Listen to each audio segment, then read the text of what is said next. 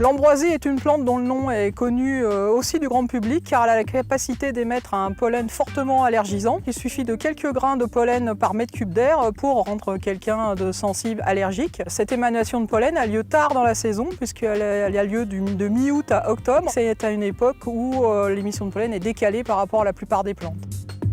Donc les ambroisies sont des plantes pionnières et colonisatrices des milieux ouverts. Elles se développent à la fois dans les zones agricoles, comme par exemple ici dans ces rangées de mal broyés dans le maïs semence, ou bien dans les zones non agricoles comme des bords de cours d'eau, des talus, etc.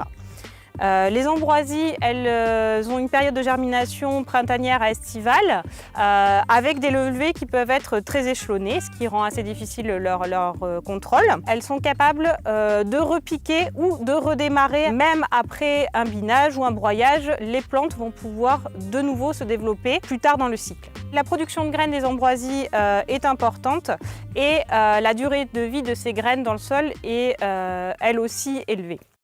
La particularité du sud-ouest, c'est qu'on a affaire à deux espèces d'ambroisie, l'ambroisie à feuilles d'armoise et l'ambroisie trifide. La plantule d'ambroisie trifide se caractérise déjà par sa taille, c'est une plantule de grande taille avec un hypocotyle court et épais.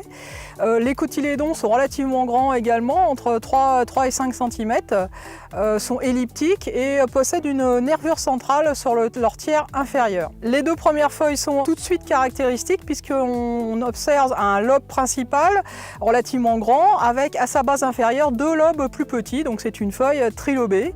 À l'âge adulte, la plante d'ambroisie trifide peut faire plusieurs mètres de haut. Elle est couverte d'une pilosité assez importante à la fois sur la tige et sur les pétioles, avec une inflorescence mâle bien visible à son sommet et les fleurs femelles sont situées juste à la base au niveau des pétioles des feuilles. La plantule d'ambroisie à feuilles d'armoise, elle a un hypocotyle violacé. Les cotylédons sont charnus et elliptiques et les premières feuilles, donc elles sont opposées, divisées. Et elles ont une nervure blanche au milieu. Il faut signaler aussi que sur la plantule, la tige est rougeâtre et qu'on observe des poils donc sur la tige et sur le pétiole des feuilles. À des stades jeunes, il ne faut pas confondre l'ambroisie à feuilles d'armoise avec l'armoise tout court. Donc pour dissiper les doutes, il suffit de regarder la face inférieure des feuilles. Si cette face inférieure est blanchâtre de couleurs différentes de la face supérieure, il s'agit d'armoise. Si au contraire les deux faces sont de la même couleur, il s'agit d'ambroisie à feuilles d'armoise.